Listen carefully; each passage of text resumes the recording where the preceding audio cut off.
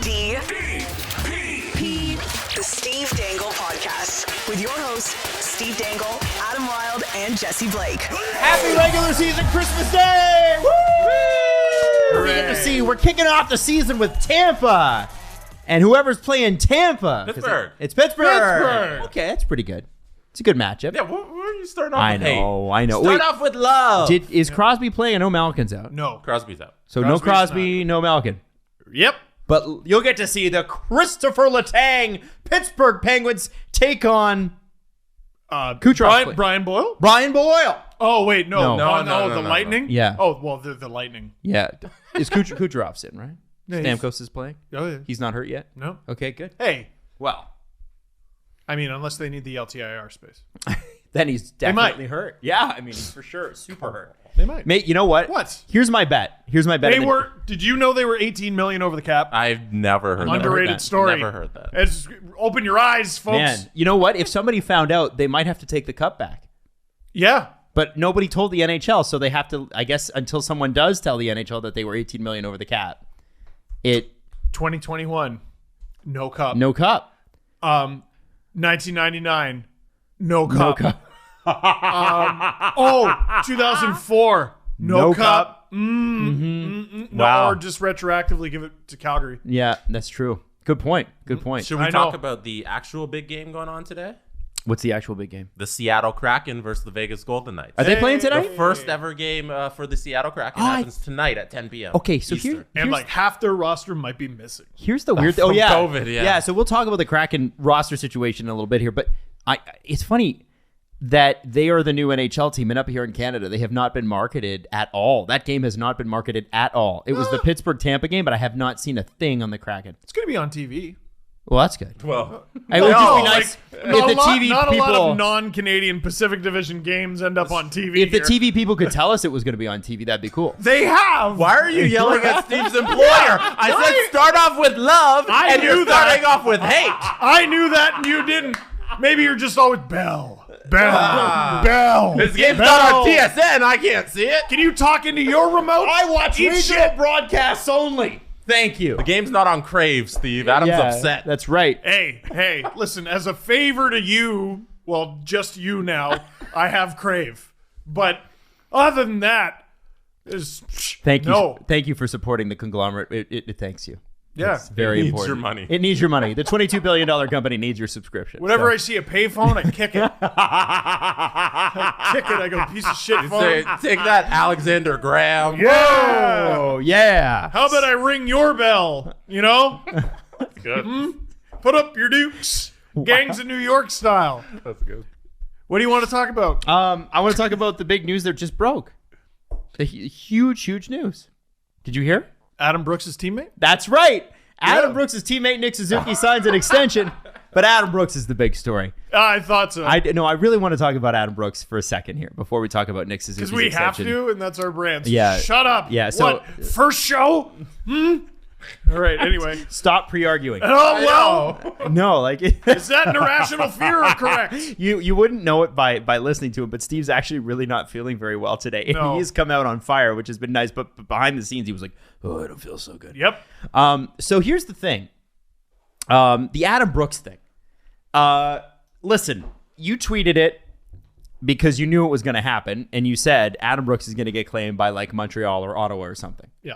Montreal claims him. Yep. I'm actually surprised with, given where Montreal finished last year in the waiver wire, they're still in the top 2/3 of picking people up, right? Like, because it's based on regular season finish, is it not? Yes. So they would have finished 18th? It's very confusing how it works. So I guess Seattle passed on them and Buffalo and so on. Like, this is the thing. Montreal's top half of the league. But so if Montreal had claimed sure. him and Buffalo had claimed him, Buffalo would get him. Mm-hmm. How is Buffalo not claiming him? They don't want to win games. So Adam, I don't okay. know, what do you want? That's also very true. With respect to Adam Brooks, do you think Adam Brooks is going to help the Sabres win any more games than they would not have won? Well, if the answer is no, then what are you claiming him for? Right. Warm They body. also their center like depth throughout the middle. They have their four. Yeah. I don't think they wanted to disrupt that. Yeah. Yeah, you wouldn't want to get in the way of that chemistry. It sure is good. Hey, Super hey. good. Also, like We're a team. you gotta have a hole to fill, and the Habs do. They're Right. a little hurting down there on the fourth line. The Sabres have a roster to fill. Yeah. And although Hockey Twitter tries to do it each and every day, you cannot do it through the waiver wire. So how will the Leafs lose the Stanley Cup after losing Adam Brooks? Because they lost Adam Brooks, in fact. When he eliminates them? You know that's going to happen, right? Yeah, so the Leafs are going to be down 3-1 in the first round to Montreal. Wow. They're going to come back. No way. And 2013/2018 Bruins styles, they're going to have the lead and choke on it. And Adam Brooks with the dagger. That's how it's going to happen. Wow. Dude, like... I mean, a lot of people, like, sort of made a big deal of this. It's not that big of a deal. No. It sucks to lose him, and he's obviously a suck. player that can play. Yes. Yeah, he's good. Like, I would love to be like, Leafs lose a guy who doesn't matter very much. But no, he's good. He proved that with the 2.5 men line last year. Him between Thornton and Spezza. It looked like so much fun. Yeah. He can kill penalties. He's a good player. But even when that line was rolling, once the guys got healthy, he was kind of bounced out of the lineup, which is unfortunate. Even when he's playing well, he couldn't crack the lineup. So he didn't really have a spot here. That's why I'm not heartbroken over Adam Brooks. No. And it seems like in Montreal, he's going to get a chance to play. And, you know, the guy... he may only be a fringe player the rest of his career, but it's still always cool, you know, and I think any fan base can relate to this. Anytime you see a guy go from like the WHL to, you know, the NHL through your favorite team's organization, it kind of feels cool. And I can only imagine the satisfaction that Keefe and Dubas feel because they were the guys around getting him. Keefe was his coach the entire time in the AHL. Yep. And then brought him up to play with the big club and even in the playoffs last year. Yeah, like, I mean, and Keefe had a lot of great things to say about him. He said, you know, like, I was happy for him because at least he said he'll get an NHL job. And he said, even if if he had gone unclaimed, we would have got to keep him, which would have been great too. Exactly. That's what waivers is for. It's to make sure more players in the NHLPA are making as much money as possible. So instead of him going down to the minors and making an AHL salary, he'll stay up with the Habs and make a little bit more. Which is And great. the jump can be huge. Yeah, that must be like, I don't know if it just sucks from their perspective. You draft a guy, you develop him for years. Half a decade. For half a decade, you turn him into an NHL player. He plays under your wing the whole way through. And then once he's finally ready, you're like, here you go, other team. And I would be like, that's my guy. And another thing that makes it hurt from a Leafs perspective, Austin Matthews, I think, good draft pick. Right? He's okay. He's all right. Okay, good. Outside of him, what a hunk of shit draft for the Toronto Maple Leafs. Oh, that year? Oh, it's a piece of shit. They had so many picks and garbage. Korshkov over to Brinkett. Grundstrom, that was a decent pick. He's gone. Mm-hmm. Well, Grundstrom also isn't great, even at the NHL level. It was. To me, I think it was the first sign that the Mark Hunter drafting thing was overrated.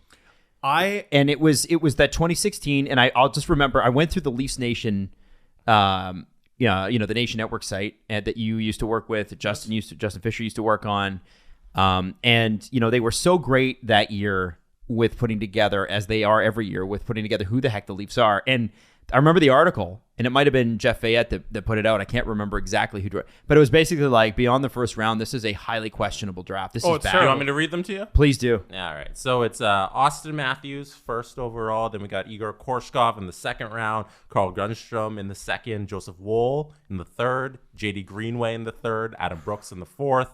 Keaton Middleton in the fourth. Vladimir Bobelev in the fifth. He finally cracked the prospect pyramid this year, tier 5. Oh, did he? Yeah, because he had a hot start in the KHL.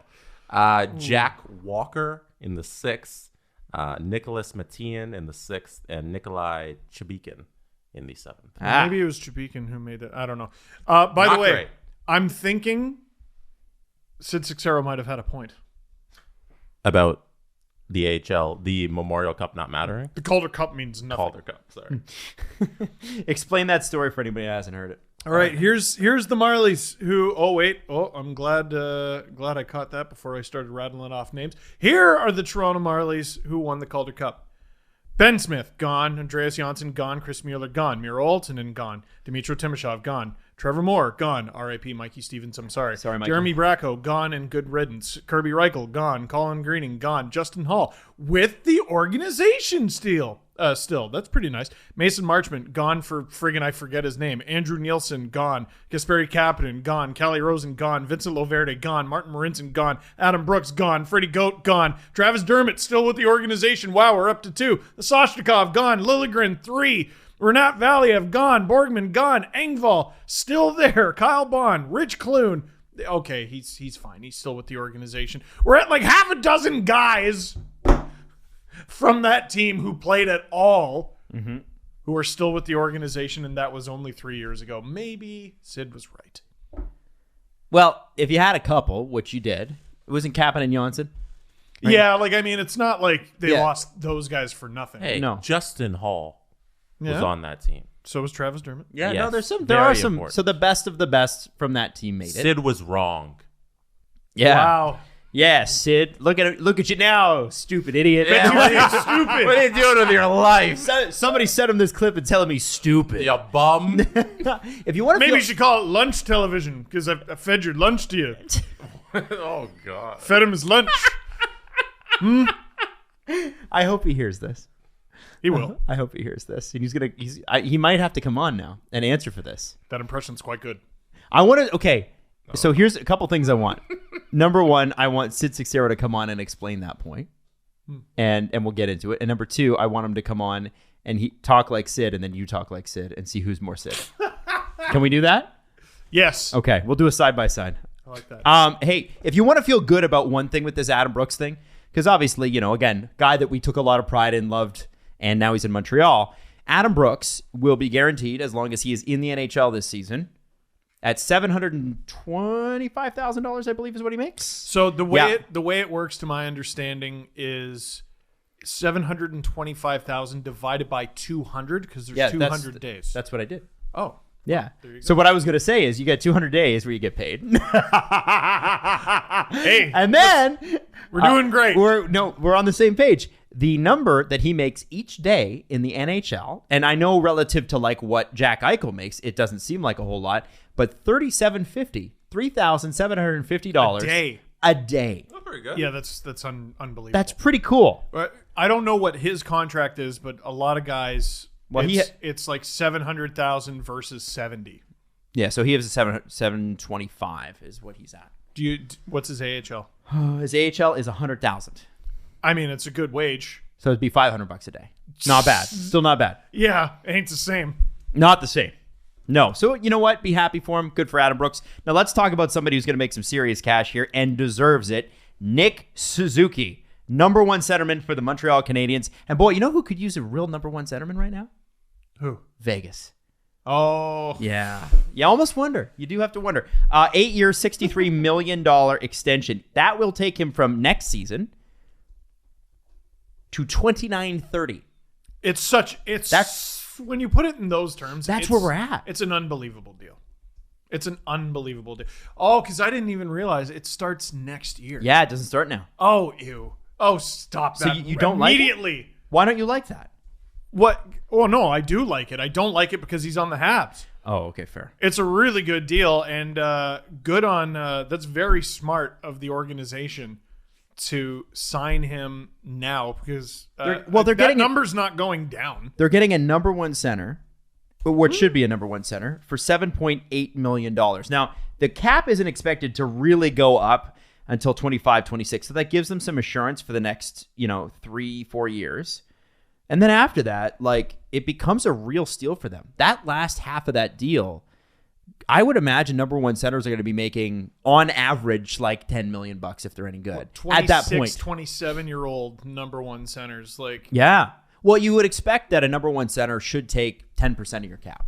Yeah, at $100 million. Yeah. Right?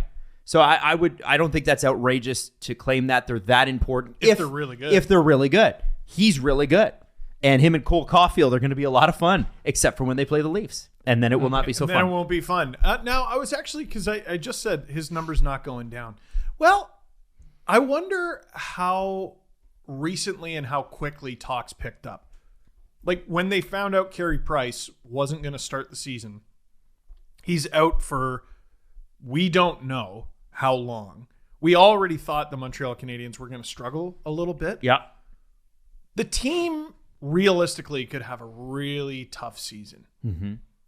And the first thing to go in a lot of circumstances is offensive production. Yes. And that's how he makes his bread and butter. So I wonder if he's like, let me secure the bag now. To answer your question about the extensions, Chris Johnson of the Chris Johnson Show on the SDPN said the Nick Suzuki Habs extension came after a couple weeks of negotiations.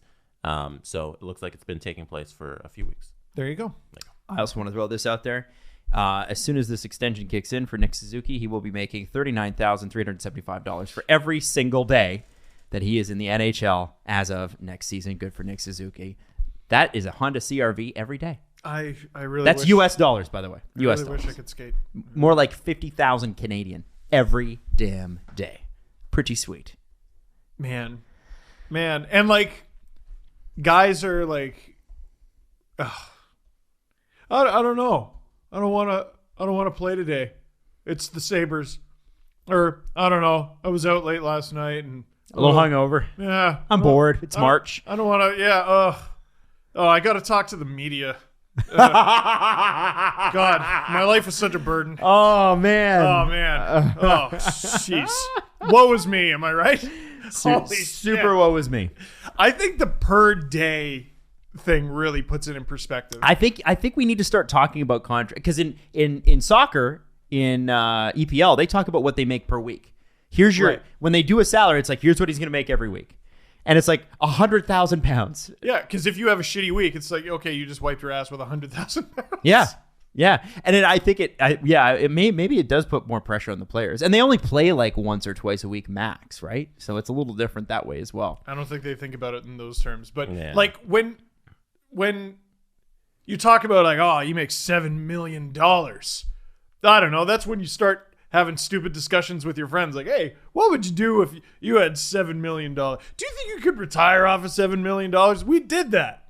I think I could retire off 5 because I would invest it. But I imagine someone coming to your house and handing you a bag with $50,000. And that's the every KHL. day.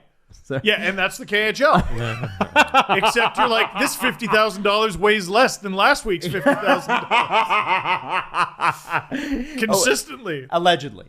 I wonder. So it's funny that you say that. I was watching Succession last night to catch up because the new season's out next week, and these guys are in this this fake family is supposed to be like a Rupert Murdoch type family, big media conglomerate. And the kids are like, one guy's like, well, my grandfather cut me out of the inheritance, but my mom still says he'll at least give me $5 million. Not like not like the $100 million I was supposed to get, but at least he'll give me $5 million because he doesn't want me to starve.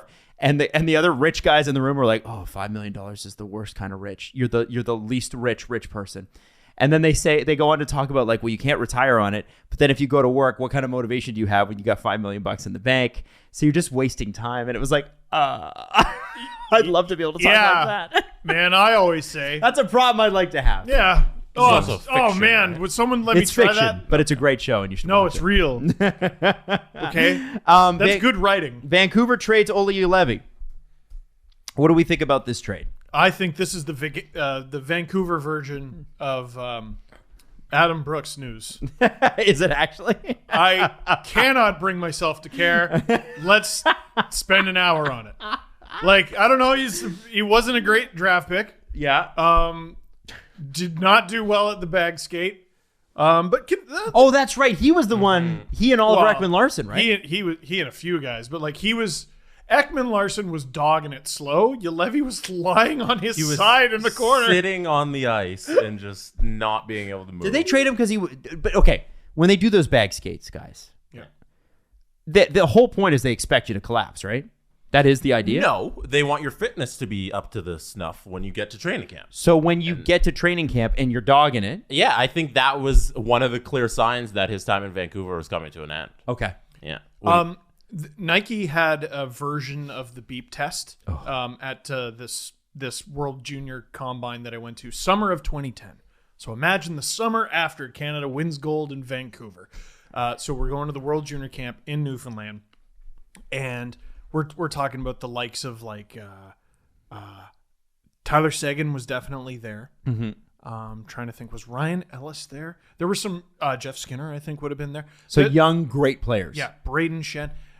They would dock marks from players because you only got like X amount of, if you don't cross the line by the beep, you're out. I think it was like 3.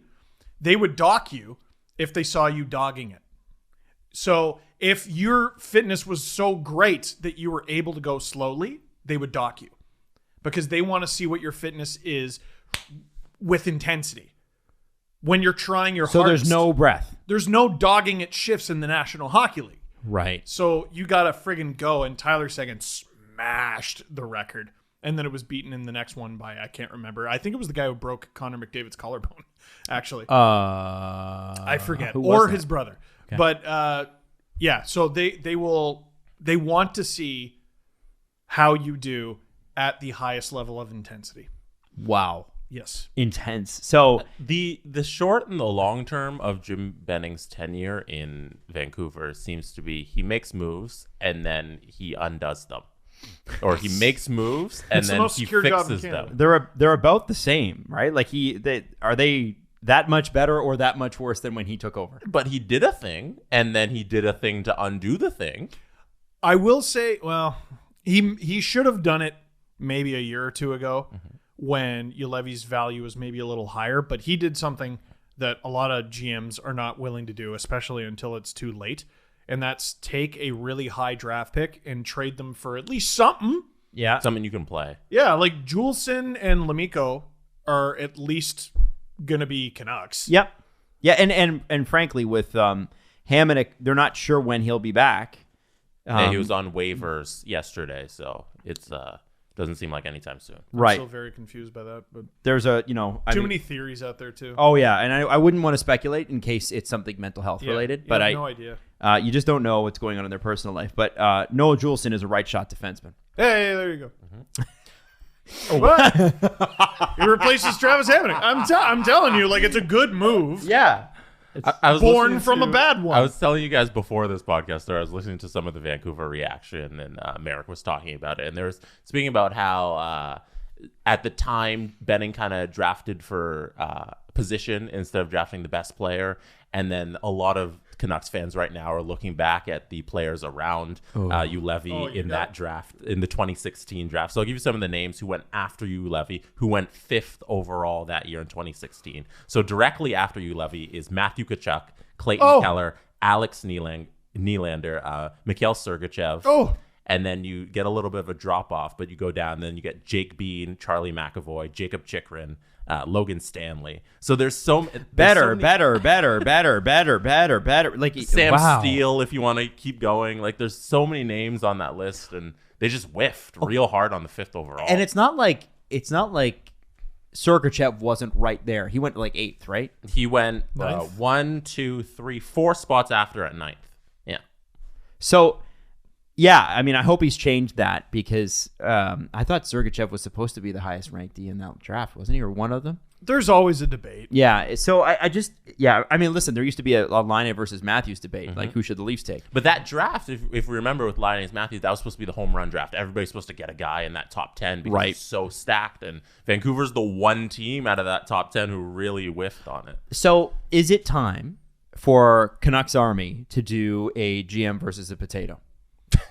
Oh, man. So let's bring this up because this was when the analytics debate was really raging. Yeah, this is so good. So go ahead. I don't remember who wrote it. I'm going to assume Thomas Drance.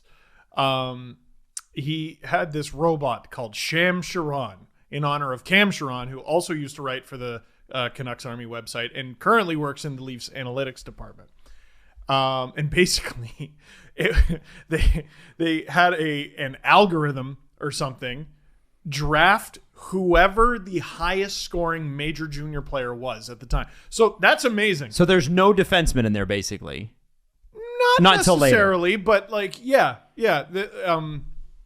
It would leave them till the later rounds. It would exclude college players. It would exclude Europe, and the algorithm kicked real life's ass. And that's Mike Gillis? Was it Mike Gillis or Dave Nones? It would have been mostly Mike Gillis, yes. Okay. Because Benning, what was it, 2014? Yeah. Yeah. Oh, so- my God. Yeah. He's been there since 2014. I know. Oh, man. my God. But the current Canucks are different because their first round draft picks outside of Juolevi have actually kicked ass. Yes. It's outside of that. It's But- Hoglander and Well, I think, and that's, Demko. I think it's, we do give Jim Benning an inordinate amount of credit for drafting. But, is it time to revisit that? it's not the greatest. Could be worse. It's not. I mean, a lot of teams don't even hit on those. That sort of sums up his tenure, though. Not the greatest, could have been worse. Yeah, like So far. I mean, listen, Pettersson is an incredible player.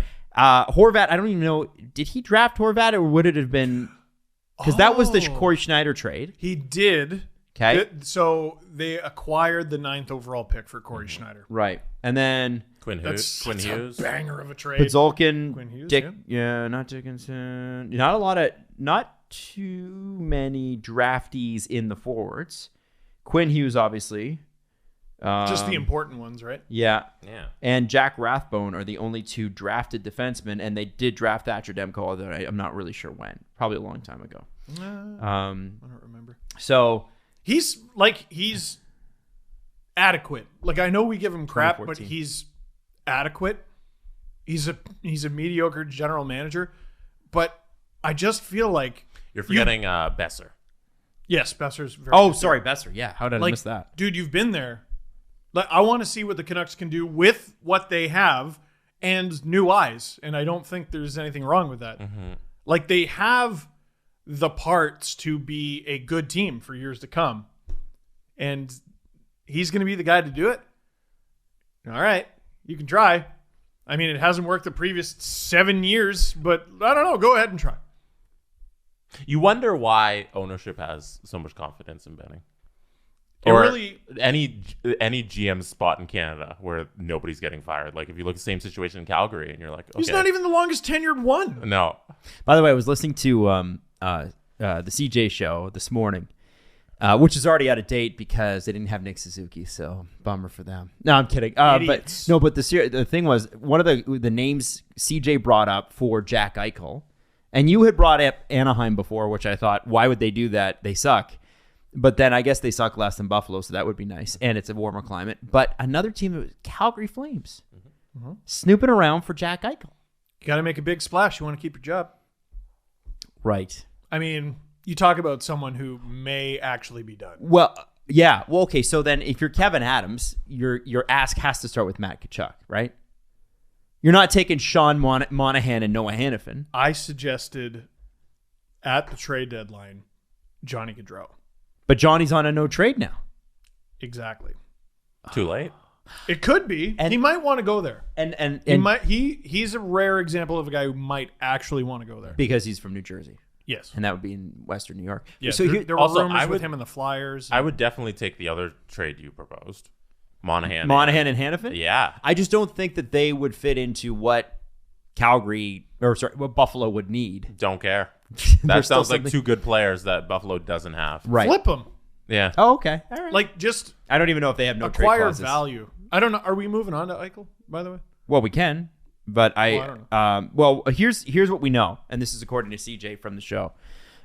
He talked about how that he doesn't think that the deal is going to get done till like May, Oof. and we do know that they are sharing more of the medical records, and that some teams are comfortable with the disc replacement, some teams are not. Yeah. So that's taking them out of the race for him. And then beyond all that, if they do the trade now or within this season, the Sabres objectively will get less than they would have got this summer. If they had just given the medical records over and not played hardball with this, they would have their package and it will be better than what they have or what they have available to them currently, what they will have. Off-season trades are always get more of a haul because your salary cap doesn't count. Everybody thinks they're in line for the Stanley Cup. Your rosters aren't set, so you're experimenting. But now in season, how are you going to make a Jack Eichel deal when you need so many pieces off somebody's roster when they're like, we're playing games. We can't just send you everything. The dude by then will have not played hockey in God knows how long. Hockey in a non-COVID environment in God knows how long. Like, now we're talking about, will he ever be the same again? Now there's some question marks. Like, oh, I don't know. We'll have to see. But, like, he wouldn't be the first player to take significant time off, get surgery, and then come back and be fine. And if you trade for Eichel in, say, like November, December, you're crossing your fingers he's there for the playoffs. Like, you don't know what that timeline is. So why give up all the pieces off your roster now, and then you don't get anything back for like 4 months? How do you play like that? The logic that we've seen in the Buffalo Sabres with Eichel over the last week and a half since the Leonard tweets shows how illogical they behaved. Like, oh yeah, we'll release medicals. Kevin Adams is open to conditional picks and shit. Yes, which is also a new thing, which he wasn't open to. Right. Like, I don't like doing this as much as I used to. Any idiot on the internet could have told you to do that. Are you stupid? Are you genuinely, are you dumb? Or are you in control? Are you dumb? Are you in control? No, you should have done this. Are they stupid? Well, so here's the thing is that because any NHL team, in case you're, and let me give a context to this, and then I want to throw to you guys here. The context here is that any team that's acquiring Jack Eichel is acquiring risk because we're not sure if he's ever going to play again. Not 100% sure. Now, that's why the conditional picks come in, because it's like, well, if he plays X amount of games, gets X amount of points, then these draft picks vest, right? They become real. I'm just saying, and where you guys were going with this is, I'm wondering if Kevin Adams is actually in charge. He's not. Oh, you mean of this deal? Right. And of the team? Because it seems like whenever the right thing should happen, it's only after what seems like ownership relents. It took months and months of getting a thumbs up from the two people above him to do these things. I'm 100% sure Kevin Adams, if he was in charge, he would have done this months ago. Like, this would have been done during the summer, but he didn't. He had to beg and plead to get the thumbs up from people to be like, hey, okay, now move forward with this. And now he's got it. So now we're seeing these things. How can the organization move forward? Like, so this is just going to, every time someone talks about the Buffalo Sabres, it's going to be about this. Well, it's not going to be about wins and losses. Here's what would make you feel good. Not going to be a lot of the first thing. I'm looking at Calgary's roster here. Maybe you do take a Hanifin or an Anderson, Rasmus Anderson, both signed to longer term deals, 24 years old, and maybe an Elias Lindholm. There's no trade clause, because everybody else is on a limited. You no can trade. go through any NHL players, and if I'm like, oh, those are reasonable players. I'm like, yeah, do it. At this point, it's just do the thing. Right. Make the trade for guys who are warm bodies who are going to play on your team because you need to move forward. Like you're saying, Steve. Just move forward with your franchise. You can even just get picks. That might be the easiest thing is conditional picks. Yeah. A whole bunch. And like a wild amount of conditions. Yeah. Remember the Bernier trade with the Leafs? No. They traded him, was it to Detroit? I can't remember who they traded. The Ducks. And there were 4 conditions on like one pick. That's how it should be, because we don't know Jack Eichel's future, so why not just get a whole bunch of crazy first-round picks? If I'm the Flames, Tree Living's clearly going for it. So if I'm the Flames, I'll just be like, I'll give you all of our picks this draft. Like who cares? Sure. Well, that's one where ownership might step in and be correct. Well, no. Here's what they have. They've got round 1, a second from Florida in their own second, and then nothing till the 5th round, and then nothing till the 7th round. What about spread it out a little? you got a couple of years worth of draft picks. Yeah, fine. If Eichel does this, the pick is top 10 protected. If Eichel does this, it's not. If Eichel does this, it's 2 seconds instead of a first. If any moron could have told you could have spent the whole summer focusing on that. And guess what you have? Like Casey Middlestad on the top line. Like there was a 2-month period where there's nothing going on, where you could just brainstorm trades on your piece of paper, if you're from your fucking cottage. Yeah. And dumbest organization in the sport. If you're a Sabres genuinely fan, terrible. You have every right to be mad. Oh yeah. Every right to be mad. That's the part that was the dagger for me, is like either you hang on to him till May or you accept less. And by the way, just to throw one at you, Tampa Bay, $18 million over the cap, nobody on LTIR this year. Wouldn't it be funny if? Brent Seabrook's on LTIR. Okay, well, there you go. Vincent LeCavalier. Oh yeah, he is. Remember we did that during the season previews. Oh yes. So no, but Anaheim makes some sense because they're not going to do a damn thing this year. What if Tampa did? Tell me Tampa's not made that phone call. I don't know how it works. That's the thing. It doesn't matter. It's Tampa. He's an LTIR. I don't need him till the playoffs. We're Tampa.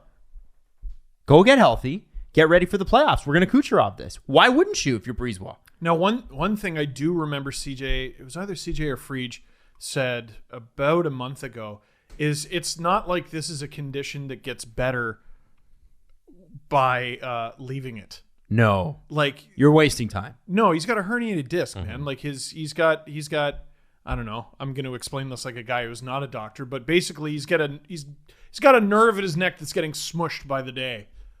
Right? Yeah. And you might have seen that video of him hanging out with the Bruins in Boston, and he's at a Red Sox game and he's having a great old time. Yeah, I've had a great time at baseball games too. It doesn't mean his neck doesn't hurt. And that is what gets lost in all this. It's beyond asinine how the Buffalo Sabres have handled it from terms of trying to make your hockey team good. The fucking guy is in pain every day. That should be the main story. The NHLPA, what do you do all day? Genuinely, what do you do all day? The most useless organization in the world. What do you do? Why isn't this done yesterday? He even fired his agent to try to get this process moving, right? And there's been progress. Yeah, there has. Yeah. And there's been progress. Why? Because the kid did something. It's nothing from the organization. Nor from the PA, who they also met with. And how typical Jack Eichel has to do the whole fucking thing himself. Does that not sum up his entire Sabres tenure? Hard to disagree with that. Useless. Go get another yellow jersey, you fucking... I really do. No, they're a waste of all our time. Will it say Go back down to 31 teams. They're a waste of all our time. And they shouldn't be. They should not be. That should be a red-hot hockey city. Absolutely. And they were for a long time. I should hate the Sabres goal horn again instead of never hearing it. I like their yellow jersey with the Sabres across the waist. The Buffa Slug? No, I hated it. It's terrible. They've got some bad jerseys. Oh, the black, red, and white Sabres. I used to hear that goal horn in my nightmares. I hated them more than the Habs. As a kid, I hated those Sabres more than I've ever hated the Boston Bruins. Dominator. Oh, that mother... Man. Yeah. Good run. Hell of a run. Unbelievable. Hell of a run. And now they're just an irrelevant bag of garbage. Yep. It's a shame. It's a shame. They don't need to be. And you put them in the hands of anybody with any kind of competence, they won't be in a millisecond. But until then... Well, and this is the thing too, right? What's so funny about the Sabres situation, in a very not funny way, is that the NHL the parity is so unbelievable. To have a team this bad, it has to be extremely poorly managed. The bad teams really stand out. They do, and it's rare. It's like one or two maybe a year. Yeah, you got 20 teams who got a shot at the playoffs. Sure, 100%. It might even be more. Yeah, I think it's more. 25? Yeah. I mean, we're talking about... Even the Sharks and Kings made a run of it last year. Yeah. Not really the Sharks. The Kings had a great start. Kings had a great start. They were in it all the... I read you that stat about the Sharks. 3-11-2 in their last, whatever that is, 17 or whatever. Man, they got like right up to the deadline. They're like, maybe. No, we're not. No, we're not. So there's... Listen, I think there's at least two really good teams. One in the Central and one in the Metro. They're going to miss the playoffs this year. Oh, yeah. So there's a lot of so for the Sabres to be this bad, like as much as people laugh, and they are comically bad, it's tragic.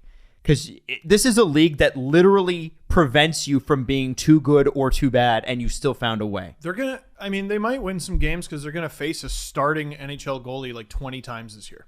Maybe. That's a rest game. What do you mean? Against Sabres? Everybody's going to be playing their other guys. It's a rest game. Oh, yeah. Yeah, no one's playing their starting goaltender. Call up Hutch. Throw him in every game. This is a rest game. And if you lose, you should be bag skated till you levy on the ice. Seriously. Yeah. The over-under on 32 thoughts for how many Sabres wins they're going to have was 16. Yeah. I don't know. How many ways can you say they're irrelevant pieces of shit? 16 wins? I got to think about that. I thought it'd be. My mind says 10. No, it's never that bad. Well, unless unless it's the Thrashers. Or the Or it Capitals. is. Or the 92 Or the Senators. The Capitals have the record, right? They have 8. I think 8 8. wins is the least amount ever. The 92 Senators had 10. And guess what? If they get up to 25 wins, fart! Who cares? Go away! I'm hitting the over. Go away! Yo, I do hope there's at least one good feel-good story for Sabres fans out of that.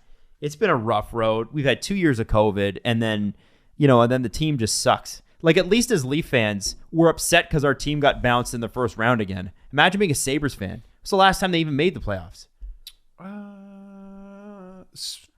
I have no idea. Like, have they made it post the last lockout? I don't think so. No, I don't think so. Man, they were unreal. I want to say like 06, 07. Crazy good. Crazy Stupid good. Final Four, I think. With Briere. 2010. 2010. 2010-11 season, they lost in the first round. The previous season as well, the 09-10 season, they lost in the first round. So they haven't made it in over a decade. Yeah. And there's been a lockout since then, and the cap has been completely restructured since then. Yeah, this will be a decade not making the playoffs. Yeah. Now, given they had a rough ownership situation for part of that, I'll give them that. But this teardown started in 14, and I remember when they did it, they kept being like, we're tearing it down, and then they'd sign Matt Molson to a 6-year contract, and then they'd say, we're tearing it down, and then they went and signed Kyle Okposo, another one of John Tavares' wingers. Now, Kyle had some bad luck, and he's going to be playing this year, but some bad luck with health, so that's a little bit different. Yes. But at the end of the day, even the rebuilds themselves, one day somebody's going to do a documentary on this, and it would make a great ESPN 30 for 30 because so many of those are so tragic, and I think that this would be perfect because it's like, what is this rebuild? What was it ever? I think we should all be thankful that in 2014 it didn't work out entirely for Buffalo, and that McDavid went to Edmonton. And The strip down? Yeah. Oh. They nailed it. They nailed the tanking, and then the lottery balls didn't fall their way, and they got Eichel instead of McDavid. Oh, and I remember, who was the GM at the time with the glasses? Who was their GM? And he was Murray? really upset. Was it Murray?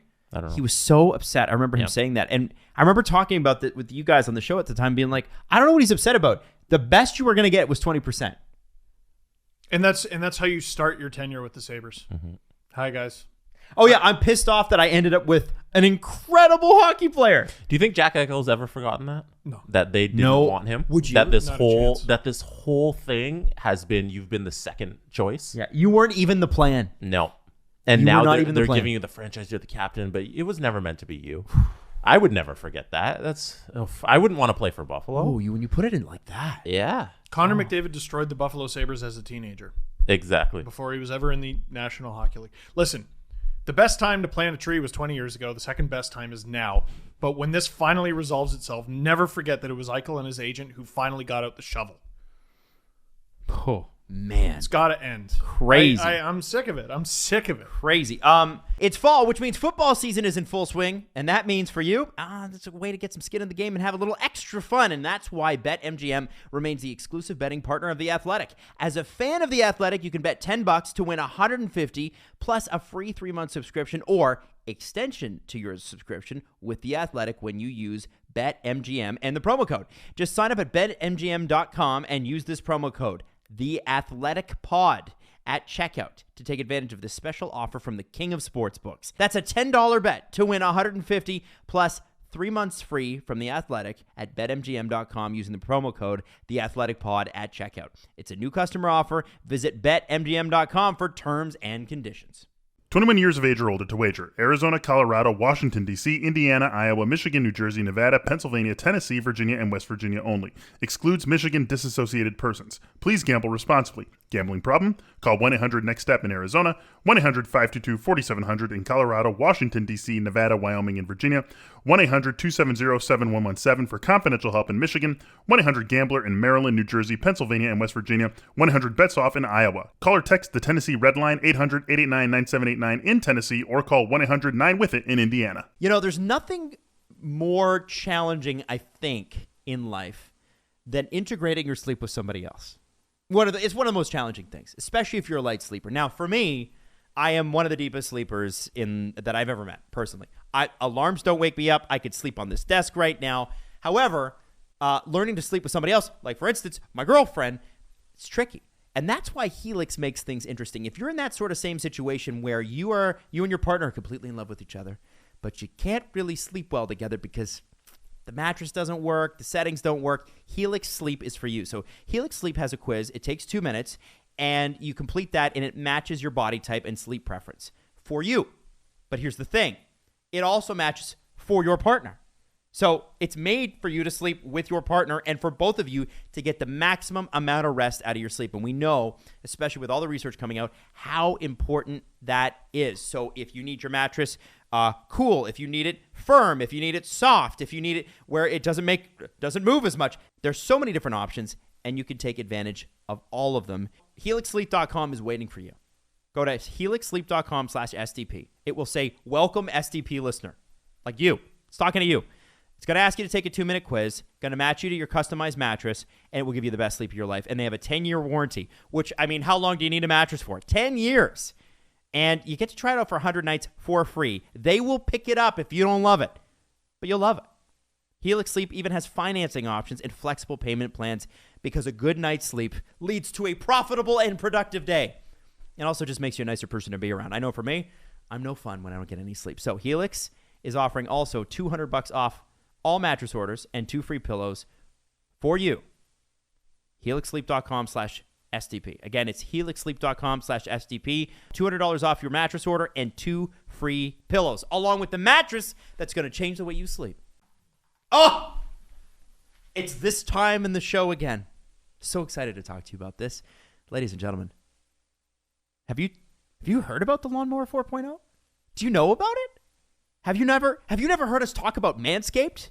About having a clean down there area and how important it is? We want you to be spaceship ready. That's right. We want you to be tournament ready if you're a swimmer, because you're not allowed to have hair on your body. And that's why you should sign up with Manscaped. And by sign up, I mean just go to the website and use the promo code DANGLE. Why? Because obviously. Now, here's the thing. Inside the package that you're going to buy for your package, you're going to find the Lawnmower 4.0 trimmer.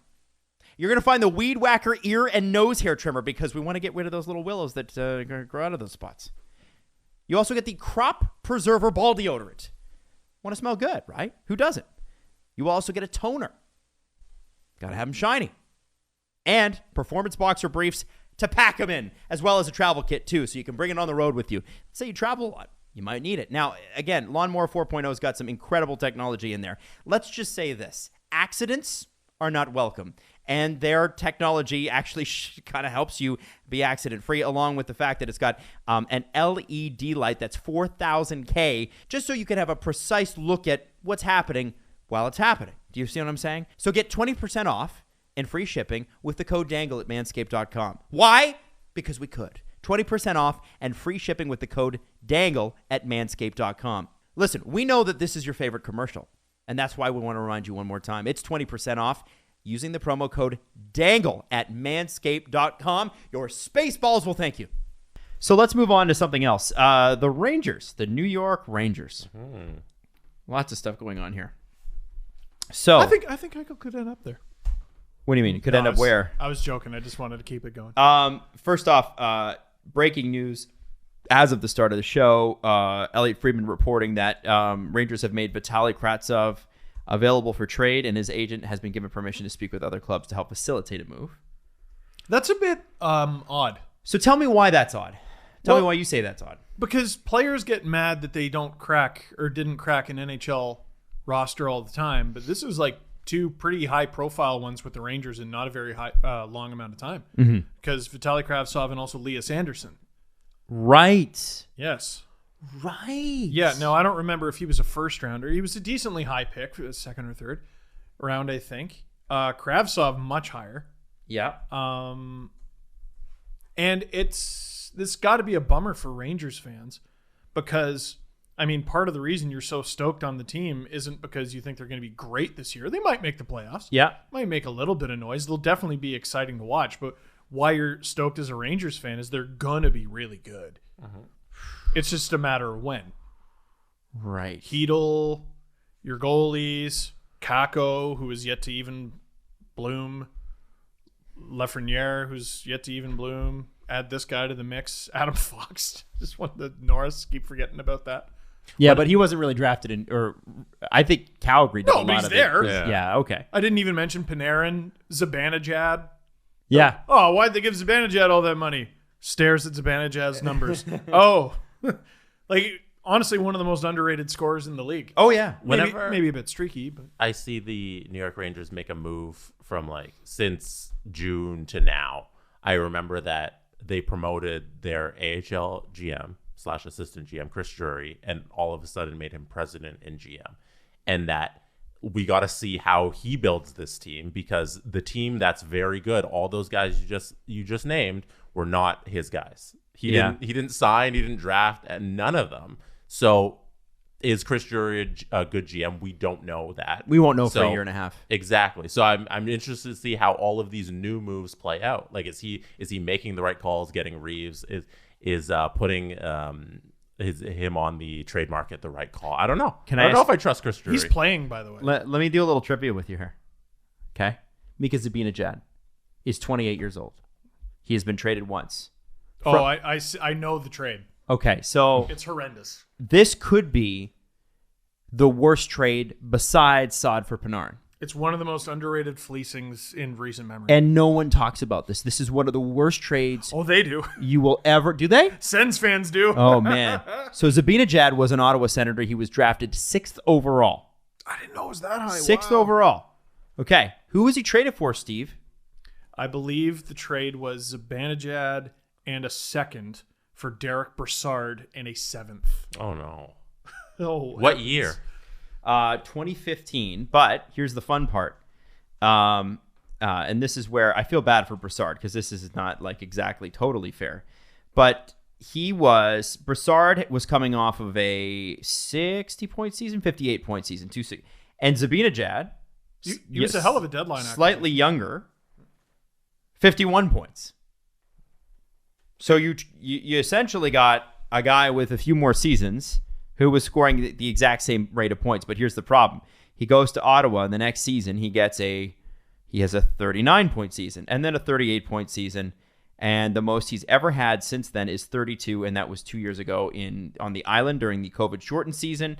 Meanwhile, Zibanejad Had 5 goals in a game. Yeah, and he's had the last 3 seasons, 74, 75, and 50 points in 56 games. And by the way, his 75-point season came in a 57-game season because he was injured, and then the COVID-shortened year, same year, 1920.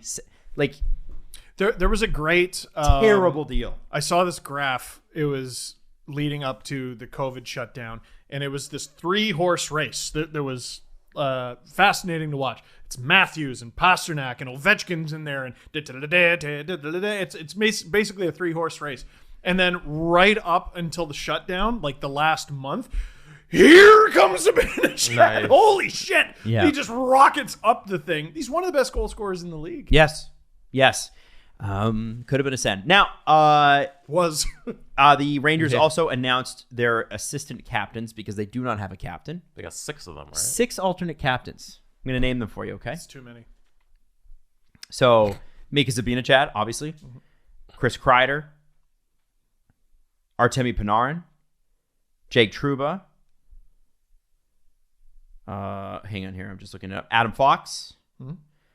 Nils Lundqvist. Nils Lundqvist. Keandre Miller. Just naming a Oh, bunch I of was Rangers. like, No, I'm kidding. Jake Trouba, Ryan Strome, Parquet Goudreau. I wanted to go and see how far down the roster I could get without... I forgot Keandre Miller in my youth conversation. Holy smokes, that team. Who was the last Rangers captain and when? Who was the last Rangers captain? To wear the C. The actual C.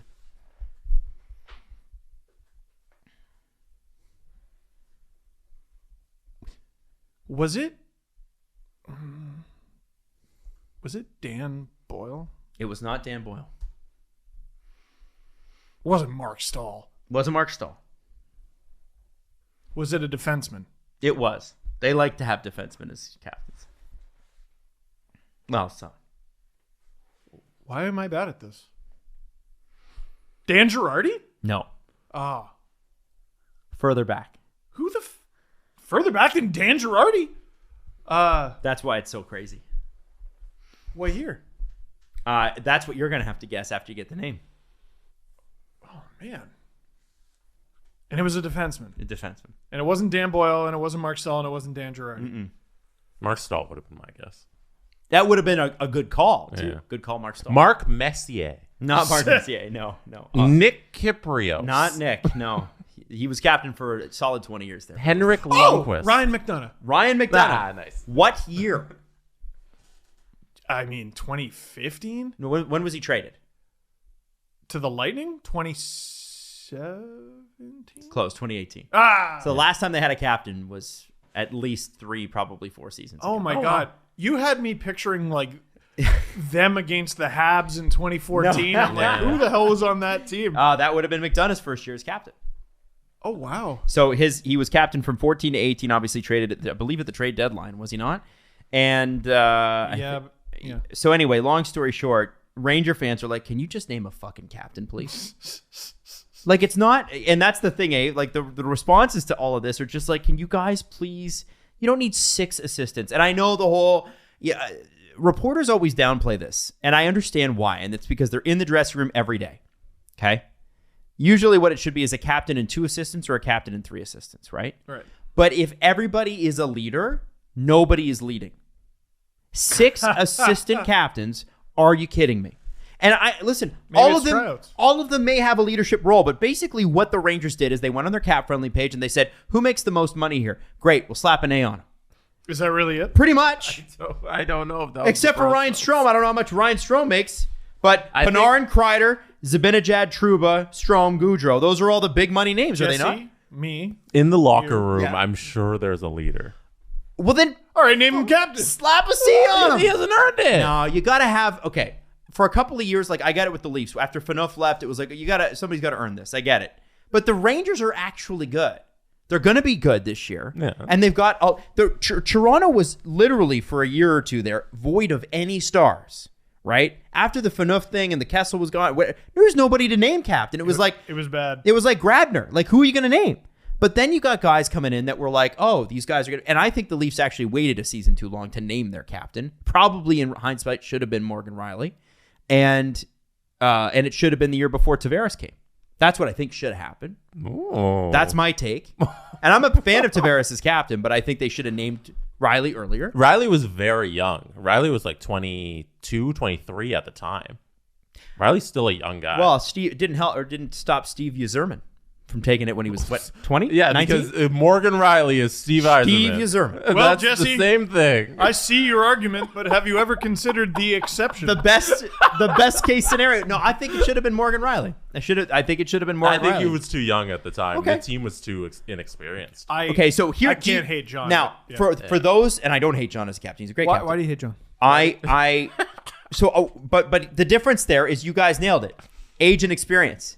The Yeah. Rangers have that. Name a captain. Who's captain? I don't know. Who's okay of this group? I'm not in the. If I have to I'm not send in the locker Kreider, room. if I have to send somebody over to argue with the ref, who am I sending? they have, I'm captain. sure they have a guy. Then he's the captain. I don't Then what's know. the other guy doing? What's Trouba doing? Also arguing, but from farther away. Okay, the Rangers are going to send out their argument line. You imagine? The argue with the ref line. That's a pretty strong line, actually. Good if you pull the goalie. Panarin, Kreider, Zibanejad, Trouba, Strome, Goudreau. That's a pretty good line if you pull the goalie. I don't hate that. So pull the goalie in, and we're all arguing with the ref. Adam, I don't know about this one. I don't know. I think that Rangers need a damn captain. It's ridiculous. Come on, Chris Drury. Let's go. Chris Drury, former captain, now GM.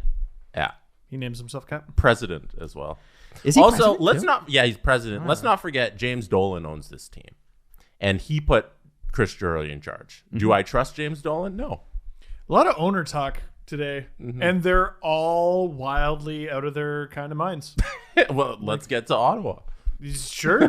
What do you want to talk about with Ottawa? No, just owners out of their minds. Oh, I was like, what did they do now? I was they're, excited. they're not signing the guy. They should just give whatever he wants. Well, I Is that not wild and crazy? got a lot of messages. I'd be curious to hear Senators fans, and I wanted to get your take on this. So Brady Tkachuk. People are like, you guys all think he's Matthew Tkachuk. People outside of the Ottawa market. And they're like, and the people that have been messaging me are like, he's not. He's going to get massively overpaid, and Ottawa's going to regret it. What? Pay him for the 3 years. How is that a regret? But like you're at get the Brady. floor. Right. Like it's a regret. If you- it hamstrings you. Yeah. Which is not a concern for them Right. because they're never going to spend there. So he was at he scored 36 points in 56 games. The year before, 71 games, 44 points, and then his rookie year, 45 and 71. 45 points in 71 games. Sure. People are saying, well, this guy's like a .60 point like per game player in terms of points. Why would you pay him $7 or $8 million? Because of intangibles and face wash and I think hits. you have a guy who wants to be in Ottawa. You might as well just keep him here for 3 years. Why not just do Can't that? hurt you, right? He wants to be in Ottawa. Is Michigan in Ottawa? Did we burn down the White House and take Michigan? He's Jesse? not there We right did now. actually, and gave it back. Oh, Yeah, afterwards. we did own the White House. We did, for a period. and we owned Michigan. By the way, Yeah. people forget that. I didn't know that. Yeah, It's after not a the- thing people. At the close of the War of 1812, that was in British territory. Oh, We hit me, completely Adam. held Michigan. And then the Americans always like to talk about the Battle of New Orleans, which is such a pointless, stupid battle, and the war was already over by then, but they hadn't come back. You ever heard of that? No. So back then, if you're fighting a battle in North America, it takes, and you're like, you know what? We'd like to resolve this. Send a diplomat. Well, it takes a couple months to get there. And then it's like, well, we got to sort out the deal. Well, we can't do that here. We got to do that back in England. So everybody come on back. We're going to go. And so meanwhile, they're doing this. People are fighting. So they signed the peace treaty, and it's retroactive to the day that they signed it. But then they have to get the peace treaty across to North America. It takes a couple months to do that. So the battles continued. They just kept going until, and they're like, hey, we've been at peace for a couple months. It's like, They well, could have just tweeted it. yeah, well, Yeah. anyway, that's what you. Why didn't they tweet it? Stutzla, Josh Norris, Yeah. Batherson, Yeah. Chabot, Tkachuk is 5 guys who's a really great core. Sure is. And you Build a should team just around that. pay the damn 7/3 or 6/3 or whatever it is to just have that core for 5 years. What is the number? What's the number? What's the good number? I think so. The sticking point is the years. That's what we keep. That's what CJ reported. That's what Elliot reported. That's what we're hearing here. So it's not the number. So it's whatever it is the number is just give it to them because like Steve just said, they're at the floor. So the number doesn't matter. You're going to have $15 million in cap space regardless. Well, they might So- make a huge move for Jack Eichel, guys. You gotta. But be if the prepared for sticking that. point is the years, just do the thing for 3 years and have those 5 guys I just named for 3 years and see where it does. Because that's a great young team that if they get goaltending, they can sneak into the playoffs and make some damage. How frustrating is being a Sens fan? It's very Like, frustrating. how frustrating is it being Pierre Dorian? It's And right Look there. at all the good shit I've done, and you don't get to enjoy the fruits of your labor because you have this. You have the cheapest owner in hockey. I said it last episode. What are Senators fans paying for if not to see Brady Tkachuk? I know that everybody thinks, well, he objectively could be overpaid. Who cares if it's $500,000 or $1 million? Who cares? Exactly that point. And if I am a Sens fan, I'm no offense to Drake Batherson, but he's not the guy that's selling the jersey. It's Stutzla, it's Chabot, and it's Tkachuk. That's it. Those 3. And it's how going to be over- Norris and Batherson eventually. Sure, but I mean, That's like- the crew. How overpaid will it be by the end of the deal? Probably not. Probably not much. You need the deal to like get over the floor today. No, they got Tyler Ennis, so they're Oh, okay they now. did right. Yeah. And the 3 years, I think, is because that's when they expect the cap to have the little bit of the spike the next time. And Yeah. so that's when Tkachuk wants to be a UFA. That's good news for Pedersen and Hughes as Yeah. well. That's. But I mean, they don't want that. you've done all the right things. You've done all the right things. Keep the guys. I know a bunch of Leaf fans saying, "Oh, just pay him the money," but like, I mean, The Leafs should have paid them the money. Not even they should have. They did pay them the money. They did. Just way too late. yeah. Well, yeah. They Like- could have had Nylander at the number they have him at right now. That Yeah. number was on the table in September, and they just decided to wait till December. because we're gonna win this, and then they lost, And then and do guess this what? loss. You've lost forever now. Yeah. And then you got to do a big PR thing where you go, I'd rather give Zach Hyman away than take anything less than a second rounder from the Edmonton Oilers.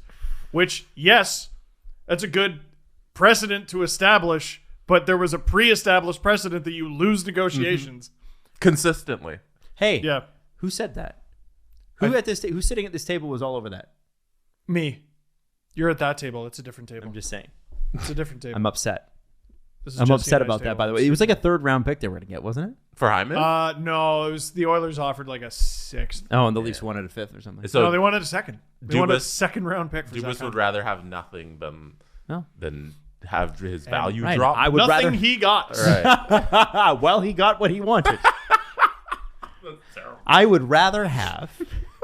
And I would so have many no fans- cardigan So many than a Leaf fans- cardigan not at a certain thread count. God damn it! I'm Kyle Dubas. Now he's I love him. naked. His cardigan collection is actually pretty spectacular. That negotiation with what the hell's his name again? Ken Holland. Ken Holland. That negotiation with Ken Holland is our Shelbyville turnip juice.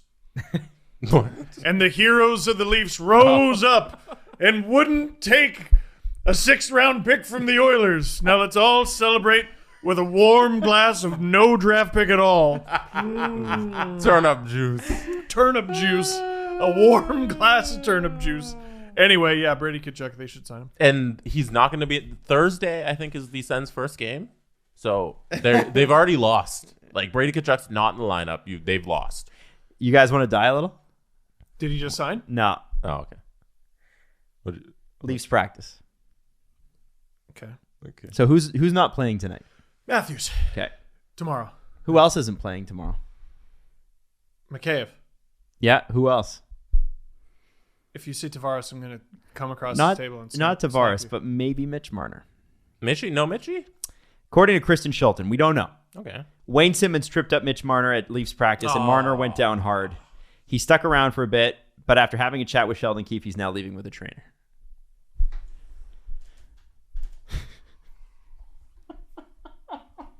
I just want a moment's peace. I just want one moment's peace. Ever in my life.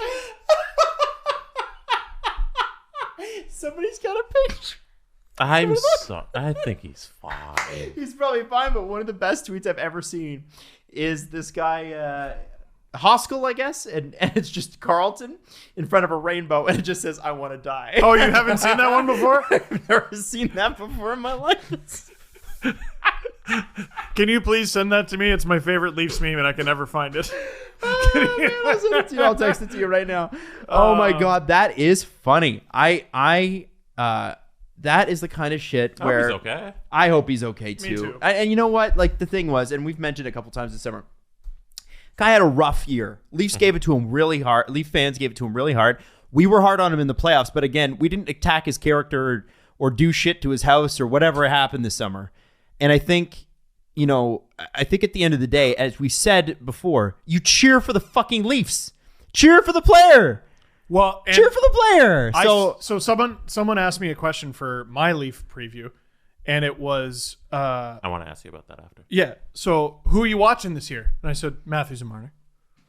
Like, I know you want a cute little, Michael Bunting. I think he might actually challenge for the Calder or something like that. He might have a 20-goal season. 20 goals? Shit on your 20 goals. Matthews and Marner should get that in their sleep. They're the superstars. As the Leafs go, they go. They had a great regular season. The Leafs had a great regular season. They had a shit playoffs. Leafs had a shit playoffs. That's how it goes. That's who I'm interested in. And game one, neither of them. Great start. So you did it's like a 17-minute Leaf season preview. You were yelling at the very beginning. I haven't seen it all. Okay. So, one, can you tell everyone what you're yelling about? Two, I don't remember. fine then, just two. Can you hit on the main points you hit on in the video without giving away the video?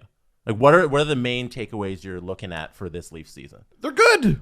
Like, they're good. There's no reason to assume they should miss the playoffs. I don't think it'll be a walk, but they're good. And we should all just try to get through the season and not talk about goddamn April in October because, okay, truly, genuinely, they can't make it up to the fan base until the playoffs, but there's a lot of days in between now and the playoffs, so let's just enjoy it. Cheer for the Leafs. Cheer for Mitch Marner. Cheer for Austin Matthews. Cheer for them to win games. When they win games in October, hooray in October. And when they win games in November, hooray in November. And we'll worry about we'll try to win it. Yeah, they will try to win it. But in April or May, however it lands this I like year. that message to the fan base. That's a good one. It was a bit to me. It was a bit to yourself. It was just a bit into to a me. camera. Yeah, but like I think sometimes when Steve talks to himself, he is talking to a lot of us, in Leafs Nation. And if you're wondering, if you're outside of Leafs Nation, you're not a fan of the Leafs, this is Steve's fatalism is how we think. And as we always say on this show, when people say, well, yeah, what about the Leafs? Like when we criticize another team, our thing is, yeah, we're hardest on them. We're Leaf fans. No, we're not just suddenly aware. We haven't won anything since 67. Why did no one tell me? Right. Oh, no, I'm shocked. Oh, was last time we won a playoff series? Oh. By the way, the Leafs have won a Stanley Cup since their last Vezina Trophy win. Who's the last Vezina winner? The Leafs won a Stanley Cup in the time in between the last time the Leafs won the Vezina Trophy. Lorne Shabbat. Who do you think? Who do you actually think won the? I think we've Lorne only won. Shabbat. No, it was a heck of a goaltending tandem. Sawchuk and Bauer. Nice. In Oh, 65. right. Oh, they split it. They'd gone off 3 straight Cup wins and they didn't win in 65. And then, they won again in 67. But yeah, that was 1965 was the last Vezina Trophy winner for the Toronto Maple Leafs. Wow. I was trying to look up. It's taking too long. I was trying to look up my top videos of all time. They're all Leaf losses. I know. So that was your message to the fan base. Yep. What was your takeaways from the roster that you hit on in the video? It's a good roster. The defense is basically untouched except for Bogosian. It looked like what did the practice lines say from Kristen Chilton? Is Liljegren going to play tomorrow? I'll look it up. Because it kind of looks like he might. By the way, I also want to throw this out there. Sorry on the Marner thing. Go ahead. As soon as the Suzuki thing was announced, Marner started trending again. I know. You got to fucking knock it Guys, off. we got to stop. Stop it. It's not even necessarily Leaf fans, though. No, it probably is just other fan bases trolling at this point. But Leaf lines at practice. Yeah. Richie Tavares Marner. Oops. Maybe not so much. No, just the pairs. The D pairs. Riley Brody, Muzzin Hall, Sandin Liljegren. Oh. So Dermott may be a little hurt. Less than 100%. That is a fascinating thing for me. It might finally be Liljegren time. Which is a thing you want to happen. I want to see it. I want Liljegren to play in games where there are 6 defensemen and not 7. Sandin might sit some games. There might be some nights of Dermott Liljegren. Dermott Sandin Liljegren. I don't know. But like the fourth line is a fourth line. Their third line is focused, which it's so rarely. It hasn't been for a very long time. Yep. They have 2 number 1 centers, and tomorrow they're going down to 1. What was them? They should be just fine. They should be just fine. Oh, and 2 very capable goalies. This gave me pause though, because did a fantasy draft, and James Myrtle took Freddie Anderson, and we made fun of him.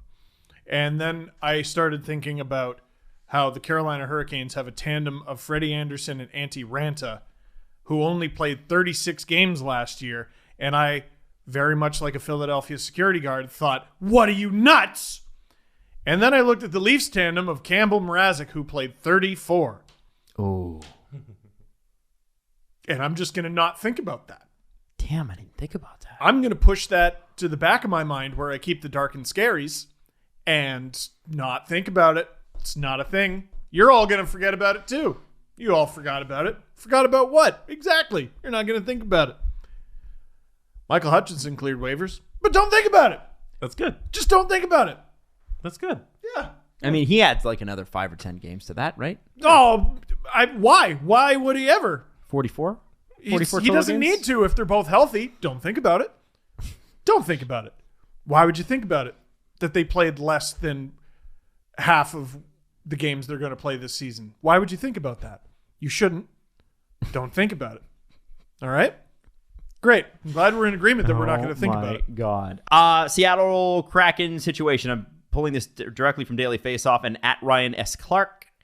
Calle Orncroak will not play. Johansson could exit protocol and play. Donskoy, McCann, Alexiak all have a chance to play, but to be determined this afternoon. This is how they skated yesterday when the COVID-19 God, that sucks. news broke. I know, for their first game. Schwartz, Wenberg, Eberle, Donato, Geeky, Tanev, Bastian, Sheehan, Appleton. So they had to bring up some guys. Where's the fourth line? Yeah, they didn't even have that. They did. Barboulay Oh yeah, they got him. was claimed off waivers. Oh, they took him? Yeah. Oh, good. Yeah, that was a good one. That was a great pickup. Alex True and Cole Lind were recalled. That will give them the 12 forwards they need if needed. And I think Chris was bringing up on the CJ show that there could be a potential situation where the NHL reinstates the taxi squad. Yes. Seems like a good choice. That was very interesting. Well, that can't happen. Yeah. That's half a dozen guys. Yeah. It can't happen. Yep. So anyway, that's the word on the street. And lastly, I don't know if you guys have seen this. The LA Kings have put out their new alternate uniform. It is sex. It's really, really good. Oh. I deeply hate the helmet. The silver helmet? You don't like the silver bullet? Boo to the silver bullet. Do you like the Vegas gold helmet? No, I do not. Why is that? Does it offend your I only buy a black or a white car? Yes. That's literally how the NHL helmet system works right now. Mine is blue. So you or a dark blue car. Yes.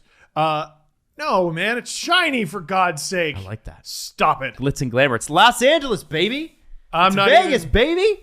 Yeah, fine. I like that Vegas and LA are embracing. We're obnoxious. Like I kind of like that. I'll live. Okay, the jersey sex. Mm-hmm. Like you said, it's really good. I could live with the helmet if they got rid of the gloves. What's wrong with the gloves? Stop the white gloves? Trying to make white gloves a thing. White gloves are great. Black gloves with the white jersey. Oh, come on. No, you're trying too hard, Steve. I am not trying too white hard. Gloves? They look spectacular. That's Leafs legend Alex Iafallo, by the way, in that photo. I wanted him so bad at the deadline. I'm surprised they used Iafallo, by the way, in this and not Drew Doughty. Well, maybe he wasn't available. Okay. Maybe they wanted a guy with teeth. Anyway, these it could be. Hey, He has no teeth. Lay's has nothing wrong with it. I think I'm going to have to buy this. I Yeah, think but I have to the buy chip this jersey. dissolves. He doesn't eat chips. They dissolve on his tongue. That's disgusting. Yeah, well. you ever lick chips like a lollipop? I know somebody that used to... who did I know that used to do that and put them... Did we know the same person? It was Blake, wasn't it? Yes. She Blake used to Carter. lick Yes. salt and vinegar chips and Yeah, then put them back. them back. Yeah. She did. In a communal bag. Yes. Yeah, no, I think at home. At home. She'd have like a... Yeah, you're right. She didn't do it at parties. No, but no. Yeah. Blake used to be like, I just like to lick this and then put the chip down. Yeah. And salt and vinegar. Yeah. Yeah. Because it's got the most pow to your tongue. It's like tangy, you know. Tangy? Yeah. It's like a cheese grater on your mouth. Anyways, if you do that out there, stop. That's what we called her old leather tongue. I don't know. Don't do that. You ever gotten licked by a cat? Oh, that's Crazy. I'm gonna be thinking about that the rest of the. I know you canceled out the rest of the show we just had. I'm so put off. You know what I'm talking about? These sweet Kings jerseys, though. The helmet's fine. So the Kings jersey, by the way, if Just you're don't lick asking, your chips. Jesse, I'll throw it to you in just a second. Yes. Kings jersey, if you're asking, so we've done nothing to describe it. Is that it's the old the Gretzky one? It's the Gretzky one. They went to the finals Kings jersey, which is better, I think, than the yellow and purple one from the 80s. It is, and it's not the Burger King Gretzky one. Stop it. Okay, go ahead. Topic time. What's the grossest thing you do with food? Stop it. Topic time. This always puts people off. I like to dip French fries in mustard. I haven't done it in a long time. Oh, that's not good. I haven't done it in a long time. I'm back on. If my you're doing ketchup condiments, nonsense. I like ketchup on basically anything. I can do ketchup. Like pouring a whole bunch of ketchup on your mashed potatoes and then mushing it around. Would you put that on steak? ketchup on a steak? Usually doesn't need it. There's enough flavor, but if it was just like a piece of meat, yeah. Wow. Okay. When Mrs. Dangle and I were dating, our 3rd year anniversary, we went to the Keg, and I could not afford the Keg, and we got steaks, and she put ketchup on it, and I almost left. Really? I can't believe we're still together. It's the most aggressively Scottish thing she does. Yeah. Wow. I will eat processed cheese right out of the packaging. I like the jiggly Kraft? cheese. Oh yeah, Kraft singles, baby. Right out of the That's not packaging. great. And I'll sit there and just I mean, How could you tell with this physique? But it's a. Oh, you're in the second grade.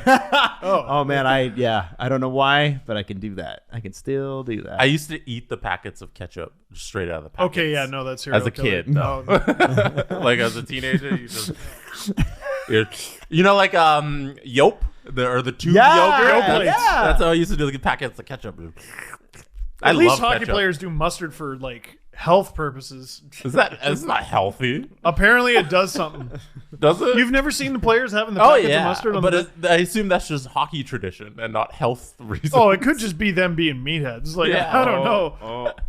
What we got?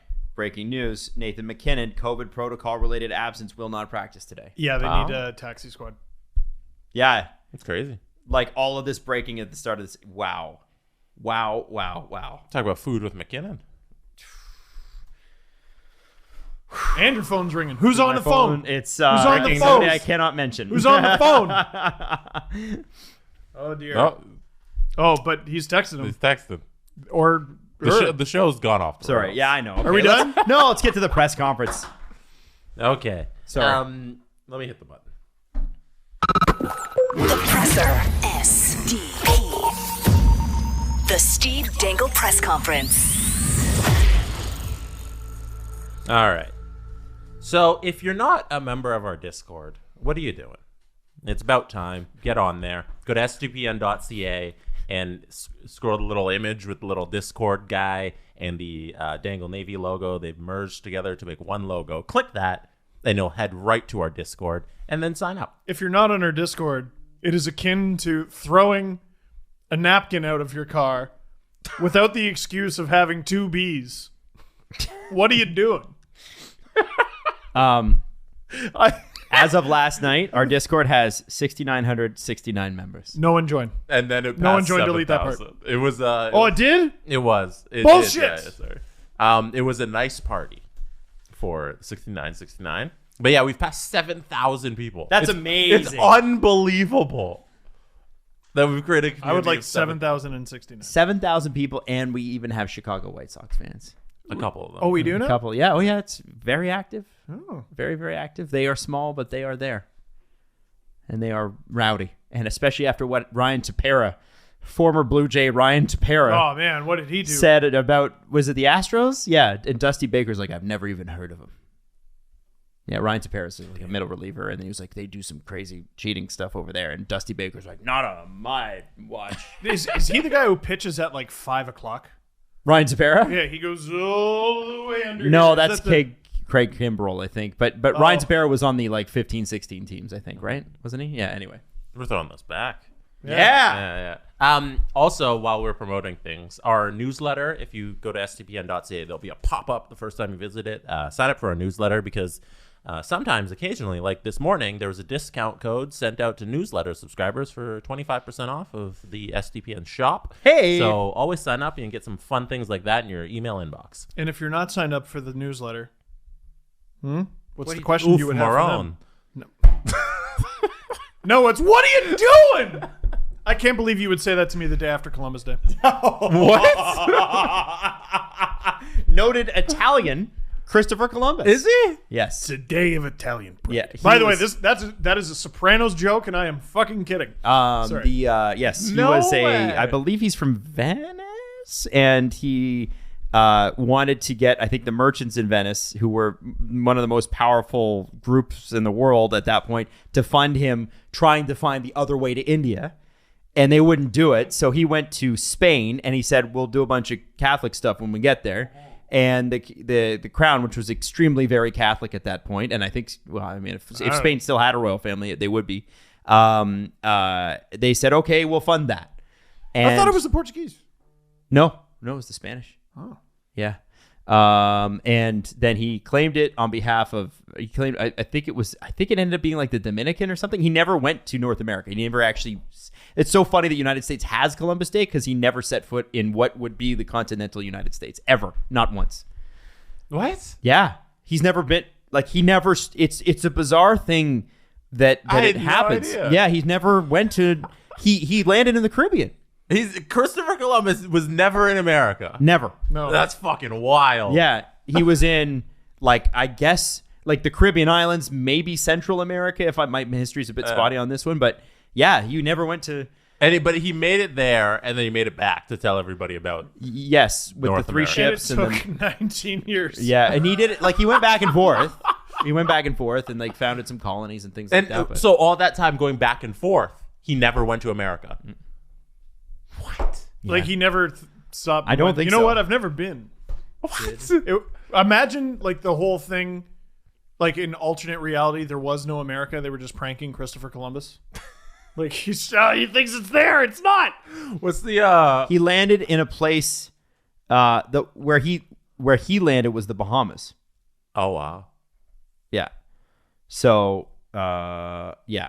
And then he later visited Cuba and Hispaniola. And Hispaniola now you would know as Haiti and I think the Dominican as well because they're on the same island but they're separate countries.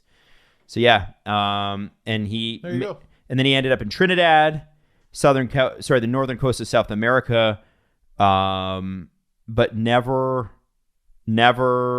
from what we understand, never really got to like America. Fun fact about his trip to Trinidad, there he discovered a man whose testicles weren't working because he took a vaccine, and then a rapper tweeted about it in North America, and Wow. then it made international news. Yeah. Damn. The Christopher Columbus discovered Nicki Minaj's cousin's friend. Damn. Yeah.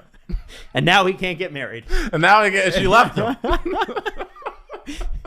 Yo, your friend cheated on his soon-to-be wife, and he got like something Or that this- blows your nuts up. Or none of these people existed. Yeah. And she just No, had a bad Jesse, story. why would they make that up? Have we taken the first question? No. No. But anyway, yes, Christopher Columbus never went to the United States. Why the United States has Columbus Day, I don't really know. But there's a whole bunch of political reasons for that, but also Columbus Day doesn't make a whole lot of sense. And that you could change it into literally anything else day. Yeah. And in fact, you should call it that, literally anything else day. Because literally anything else did more for America than Christopher Columbus. Silvio Dante Day. Whatever you want. I don't know. The only non-Italian actor in the whole Sopranos gang. Oh, really? Oh, yeah. You love that reference. I do. Because I remember watching it and going, there's something off with this guy. And Italian recognize Italian, you know? I did. Yeah, I can smell something. Oh, like, I know what Polly Walnut smells like. But I do. Like, legit. They should have replaced him with that guy from the Trashers documentary. I don't even know if that guy's Italian, but that guy's a Galante? bat. Not Galante. Well, Galante for sure, but who's the guy who's the equipment Oh, it's manager? Buddy who's Friggin' T-Bone. T-Bone. Yes. God, that is my favorite character in the history of mankind on anything. That He's guy. a real person. Yeah, I know. Like, it's unbelievable. He's just wow. And he's Polly just, Walnuts, I definitely know what his basement smells like. But Silvio was like, there's something's going on So there. what is his background? He's like a guitarist in a band. He's Steven Van Zandt. That's he was in Bruce Springsteen's band for like Yeah. 40 years. Yeah. I think they've had a falling out. And he's not Italian. no, like apparently he did like a Pacino impression, and they were like, come be in a show.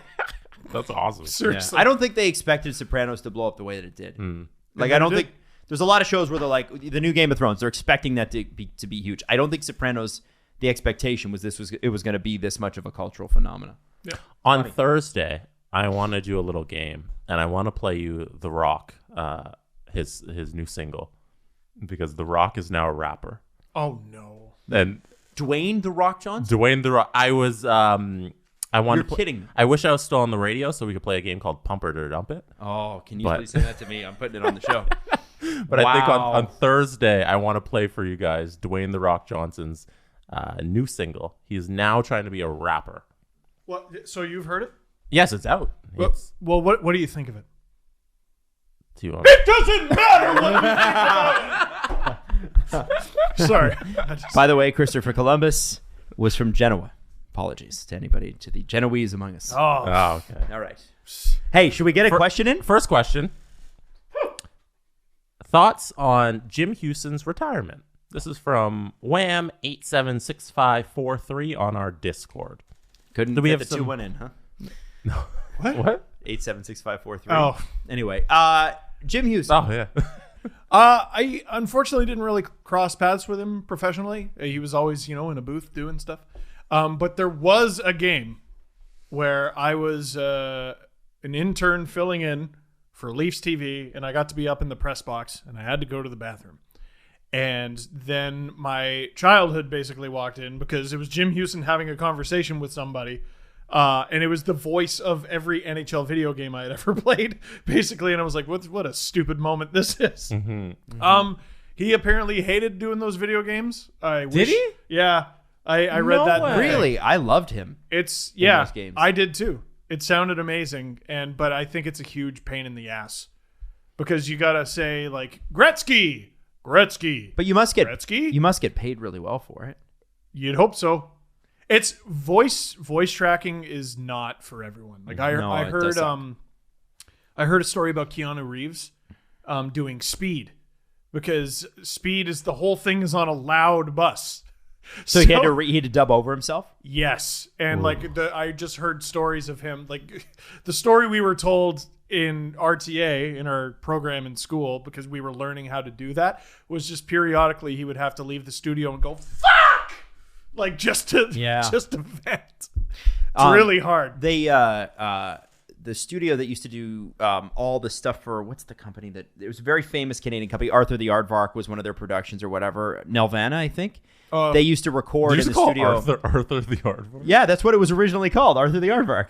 Arthur. Yeah, well, it was called the original. Okay, anyway, Nelvana used to do that, and there are actors who are paid to come in and sit and look at a TV in a soundstage studio, and look at it, and then they have to overdub it because what they'll do is they'll go in, they'll track, then they'll do the animation around what the actor said, and then they'll go back and retrack it. Oh. Yeah, it's crazy. It's weird because like The Simpsons, what year did The Simpsons stop giving a shit about that? What? Their mouths never match. Never. There was like a solid 10-year run where the mouth never matched what the fucking Simpsons were saying. And I was like, what kind of student project is this? This is The Simpsons. They just didn't care. There are more bad episodes than good now. It's a shame. They should stop. This is from Cash on our Discord. Would you guys ever start a series where you attend different NHL arenas and then rate and do a review on them? One, this would require a lot of time, but visiting an NHL arena sounds like a good time. Should be cheap. Yeah. Who's gonna fund this? I would love that. I actually was thinking about, I was talking to the guys last night, texting them, saying, so is that why you brought it up? Yeah. So I want to go see an Islanders game because they just look like so much fun. And based on Islanders Twitter's reaction to our videos, and by the way, this weekend, I just want to say thank you to everybody that watched our season previews. And the views keep coming in. We broke channel records. We've never seen views like that before. Yep. We broke our views record and then broke that. Yeah, every single day we broke it. It was 5 hours of listening content for anybody who was on the podcast feed. Like that's a lot. Thank you if you divulged all of that over your long weekend. Yeah, because that's a lot. Yeah. But anyway, so I actually do want to go down and see the opening night there, but I think it's a Sunday game. And I'm still in ratings, so I don't think I can take the Monday off. I could get back, but I just don't think I'm going to have the time. But I want to get down to the Islanders and see that arena. You have the least convenient job in the world. Well, it's super convenient when you leave on a Friday afternoon, but for some reason, the Islanders' opening game in this arena, I believe, is on a Sunday. That's cool. It's cool, but like it'd be great if it was a Friday night or a Saturday night or a Saturday afternoon or something. But it's Sunday night, I think. Pretty sure. Oh man! I bet no one will drink then. They'll probably be quiet. I'm so excited for the Islanders, though. I definitely want to go see a game in that area. Yeah, it's 21st, I believe. So what NHL city that you haven't been to that you want to visit the most? I didn't ask that correctly, but you know what I mean. Which NHL city do you want to go to the most that you haven't been to? I want to see a game at Madison Square Garden because I had tickets, but they were fake. Oh gosh. Okay, so MSG for sure. Mm-hmm. For sure. I want to be awed by the place I'm in. I was awed by TD Garden. I loved Boston. That was awesome. I was awed by the fans. Like it's not a particularly. It's a nice arena. It's nice. It looks a little. It looks a little like a strip mall sometimes. Like it's like a little. It's a little closed in the hallways. But I don't know. I liked the garden. Nothing compares to the roof of the garden. No. The other garden. So the old garden. So. The other one I really want to go see, and this is apparently the best arena in the league, hands down, is Little Caesars in Detroit. I've heard great things. They say it's the greatest, without question. Facilities, everything. Detroit is like heads and tails above everybody else. So, and apparently it's great for the players too. I don't know what their day-to-days look like, but it's far less glamorous than walking in with your ticket. You know, they get to walk in the back door with the big cinder blocks and stuff like that. So not as nice, but apparently even on the player side of things, it's really quite beautiful. And actually you see that in the All or Nothing documentary. The visiting dressing rooms that the Leafs are sitting in are just trash. And you're Montreal. like, I sat in that in House League. What? It's Montreal. Come on. But yeah, they don't do anything for visiting teams, right? Oh, the Leafs one's, it's nothing special. No. Leafs visiting room. But the home room is pretty spectacular. The home room is that with the blue carpet. Like, I don't know. I don't think it's particularly amazing. Steve, what are these takes? The chairs are more comfortable. They have- I've been in there. Have you been in there? Yes, I have. Have you been in there? Yes, oh, I yeah, have. you saw Gary Roberts multiple bump. times. Yes, I Adam did worked see- in that arena for a year. Yeah, I went in. Yeah, well, fuck it. Yeah. Well, I'm just saying. Anyway, yeah. So I want to see Little Caesars, and I want to go with you guys, and I want to go when the border opens up and we could drive, because it doesn't make sense for us to fly to Detroit. And I'd love to see a game in Buffalo as well, but not be one of the obnoxious Leaf fans. Be a nice Leaf fan, because a lot of We should obnoxious root Leaf- for Buffalo. We should go to a non-Leafs game and just I would Buffalo do that. with anybody else and just be Buffalo Hell yeah, fans. absolutely. I'm in. And I'm just in. warring factions of fan bases that don't want us to cheer for their team because they think they'll lose. The number one arena on my list is Vegas. Oh, That's where I want to see the game. Sorry to the one listener listening with a subwoofer. Hey, don't call out subwoofer guy. He's gonna stop listening. He's a loyal listener. Sorry, we got some feedback. Oh man, my subwoofer. I'm like, you listen to us with a subwoofer? It's very cool if you care about audio. Yeah. Yeah, but like, sorry about that. Stop banging. How about this?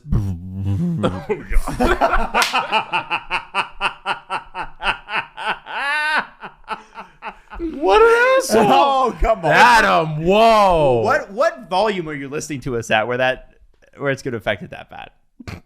Are you are you yelling? Are you listening to us at louder than when we record it? It might not We're just loud. be that one guy. Like, you might have blown the bumper off of someone's car just now. What if they have a 98 Honda Civic and they have so many subwoofers in the back and sometimes they listen to rap music or the rock music or whatever has a lot of bass, and then sometimes they listen to Steve Dangle Podcast and you just blew out their sub in their 98 Honda Civic. How dare you? I want the 15-year update on all the cars from West Coast Customs.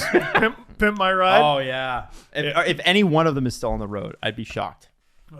Hey, it's Exhibit here to deliver an enormous financial burden on Pimp My Ride. Apparently, they have done deep dives into those cars, and apparently, they're just impossible. You can't get insurance on a fish tank in your car. Yes. Yes. Hey, man, we heard you like fish.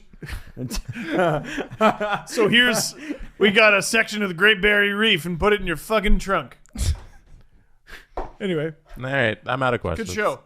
Show went off the rails for the last 30 minutes, but that's good time. Archeology guy just tweeted, "Hey, I watched the Steve Dangle podcast Oilers review, and when they talked about Hyman, it was very much, should he be with Draisaitl or McDavid? And their answer was a flat yes. He's a great compliment for either, and why would that make and will make either line better? Anyway, Dave Tippett says neither.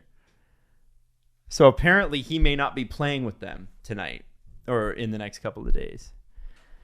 Anyway, Edmonton, we love you. We're going to wrap it up. We will see you on Friday because the Leafs are playing back-to-back to start the season. We figured, why would we put a podcast in the middle of that? They are? Yeah. Oh, cool. And then, by the way, we go to 3 episodes a week next week, which is great. Yes. CJ Show, another new one on Thursday. And if you haven't seen the season previews, all 32 NHL teams in 10 minutes. Like 10 minutes each. Steve Dangle Podcast. Follow the guys on Twitter at Steve_Dangle, at Adam WYLDE, and at Jesse Blake. Connection complete.